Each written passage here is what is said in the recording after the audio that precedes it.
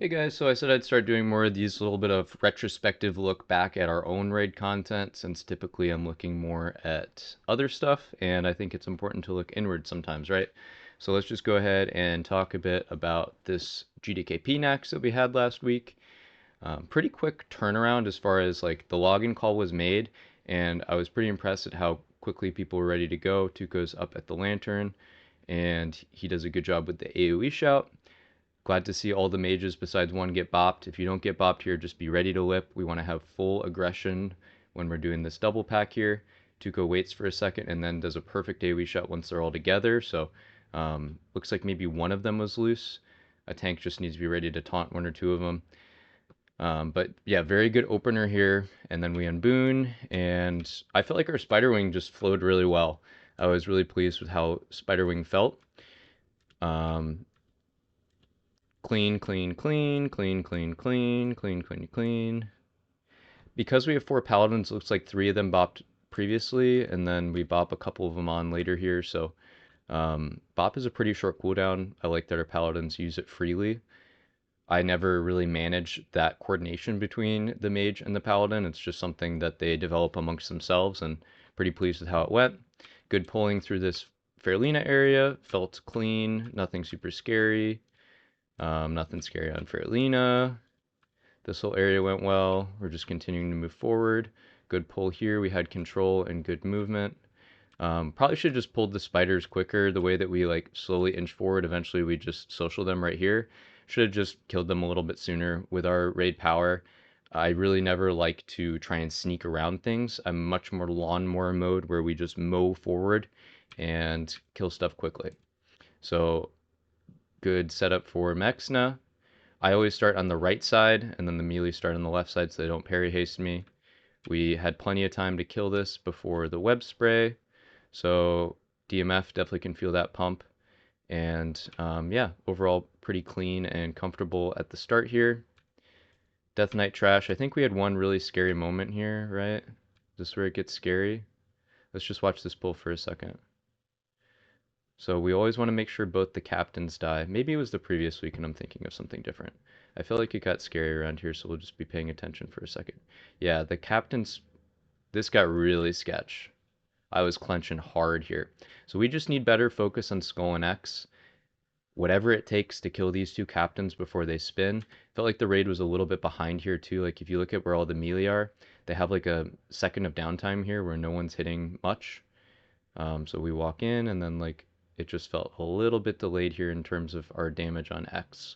And then that fear happens as well. So honestly shocking how no one died here. Shout out to our healers for saving people for sure. And yeah, then we get feared into the other side packs. This was sketch. But we handle all the ads. Good job intercepting into the ads and not being behind them. You always want to be in front of these bony constructs. They do a knock backwards. So yeah, this whole area, again, kind of a little bit of a gigapull here where both sides happen at the same time as well as the patrol in just a second here. So the key is that we were able to have a second of killing the captain on Skull before the rest of the packs come on in. Good dummies. I always want to make sure that we're careful with our AoE shots and dummies of trying to bring the captain out. But pretty good focus here in killing that captain quickly. There was only one spinner, I think it was marked with the moon right there, that was actually dangerous. And I was pleased to see how the casters were being defended here by the melee. Not just off tanks, but like any of the DPS can step up and really make a difference when we have multiple of those packs right there. So very pleased with how start at Death Knight went. And we're just moving forward here. Nothing super scary. Slink got to 200 health there. So making sure that you use ice armor on this area as a mage is my biggest recommendation. Super scary, and it just shows how like that small difference can be everything. So we go on in. Resuvius was super clean, nothing sketchy at all in Resuvius.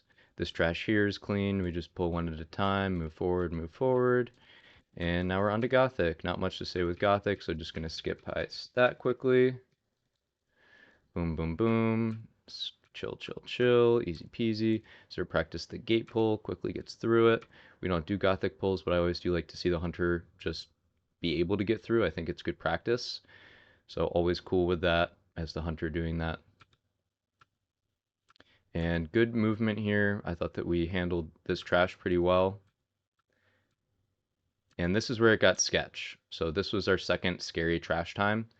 We all move forward here while there's a pack distracted. And I just want to be careful always distracting those gargoyles. I'd kind of rather them just get to the corner first. Where they are here is kind of a scary spot.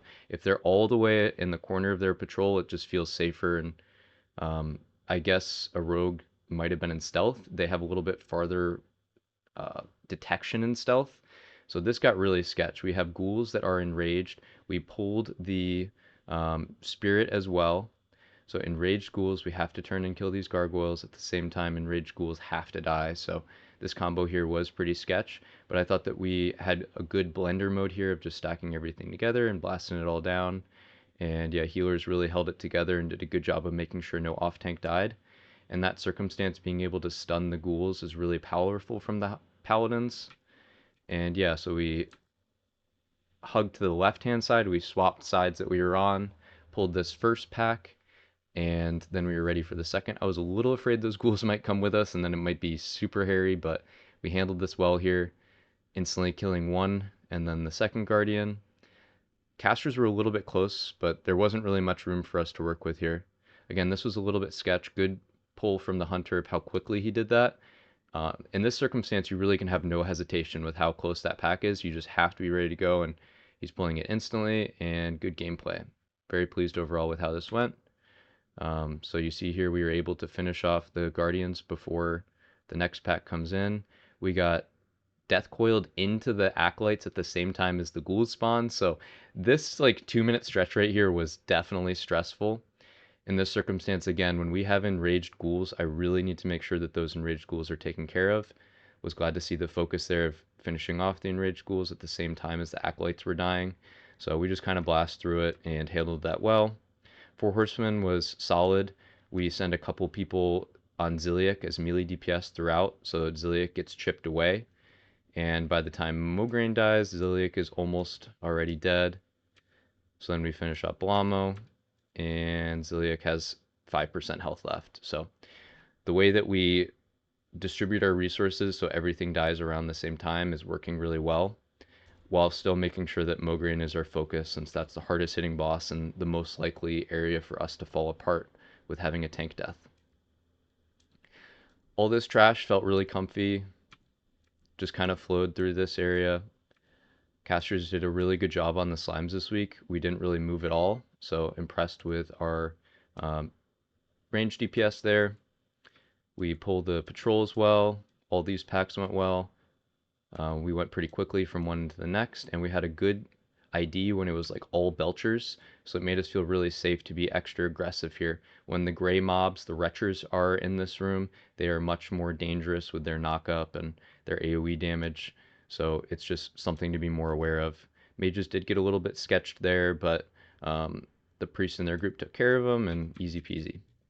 Patrick was good. I was a little worried about threat on the opener. I always need to do a better job of having rage going into Patrick. It's something that I notoriously am bad at. But anyways, this right here is the first death of the raid. So Zert pulls the 3-pack back to us. And right here, we just lacked a little bit on the stuns on the following pack. So we just need to think maybe tanks overlapping taunts more. When there's only 2 ads like this, making sure that tanks are instantly ready to taunt is key. So I taunt on the opener. I needed to do some sort of follow-up. I needed to mock this mob here, would have been the move. The stun happened so close, and I think that Kidney was just on cooldown, and they weren't able to get in stealth because we were still in combat from the previous pack. So the rogue on that mob called out, I should have vanished, and I didn't. So I appreciate that accountability, but it was just kind of an unfortunate circumstance, and I definitely don't want to dwell on it too much. We're the only group that's had multiple 0-death Naxx raids, so we are pretty proud of our execution, and I'm looking forward to more deathless Naxxes because this group can definitely do that. So we move forward here. Gluth was easy. This was weird. We always need to do better of having the correct people on both sides. So it looks to me like at least 1 or 2 people may have not been on the right side here. But I think it died pretty even this time. Not going to look into it too much. And we move forward. Plague now, final wing. And this went pretty well here, besides this. So whenever a warlock is taking care of the slimes, I want to make sure that that doesn't really happen, honestly. Like, just straight one shot here, 8k health, 8.5k health, one shot from the slime. Obviously, the warlock could have done better about moving out of melee range, but yeah, I just really like it when it's actual tanks on those mobs. It just feels more secure and allows us to move forward as a raid rather than backwards. So we move forward here, blast this trash down. It was a good Noth kill, nothing super scary at all. Hygen was easy. This area I felt like we had good movement of quickly going into Hygen. And Lotheb, easy peasy. We redo groups for that, so groups have been changed. Definitely could be more optimal in terms of our group setup, but we just keep it really simple as far as based on your in-game group in this raid, that is your assigned Lotheb group. So really simple to take care of. We pop both a Frost and Shadow Pot going into Saf to make this fight more clean. And Saf was pretty simple. Inwold got super low there in the ice block, so just making sure that we have people topped off going into this phase is definitely important. I feel like there's a lot of melee just way too far down. The problem is there's no healers often at this lower block here, so maybe we make sure that we have like um, group 7 and 8 healers try and be farther down or something like that, or I don't know, something needs to change so that when we spread out, we have a little bit better healer allocation throughout the raid during the air phase. But held it together. We did have a second air phase. The goal is to only have one, but we were super, super close, like 1% off or something. So it is what it is. And then KT did get a little bit scuffed, but again, we held it together. Not like we really fell apart, but when the tank dies that's on KT, it really kind of fall apart super quickly. Lots of times there isn't a tank ready on second on threat, just because of how the mind controls work and the general chaos of this fight. So every warrior needs to be ready to put on a shield and be ready to be the tank on this fight. KT hits really hard, but it doesn't hit super often. So the way you get owned on this boss is the combination of getting hit by a melee at the same time as a volley goes out, or the same time as you're getting hit by a frost blast, um, that kind of stuff. So yeah, Mage just got like straight one shot here, I believe, by mind controlled people. So needed a quick Nova right here, but all of the warriors just run over and instantly one shot him. He had already lost his buffs, I think, so unfortunate happens.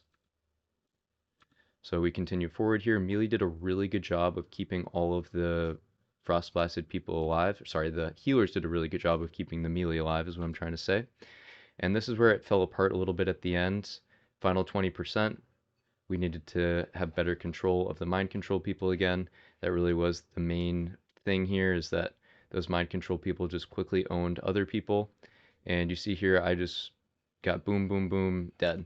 So what happened is I went from full health to no health in like 3 seconds. And it wasn't just melee hits, right? It's the combination of the volley into the melee, into another melee that just owned me. So I needed to be ready to shield wall there or have another defensive.